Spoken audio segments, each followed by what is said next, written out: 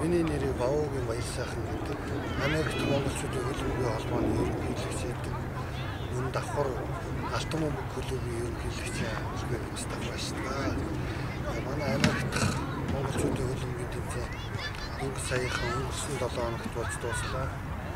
Америкийн шоуны нийслэл, дэлхийн шоуны нийслэл Эмэгтэй Лас Вегас хотод 2 өдөр амжилттай зохион байгуулагдаж байна.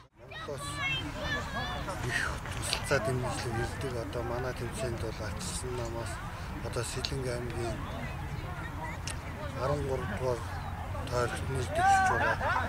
Одоо цогт очир баяр цогт нар бол одоо маш их дэмжлэгэнд оролцдог.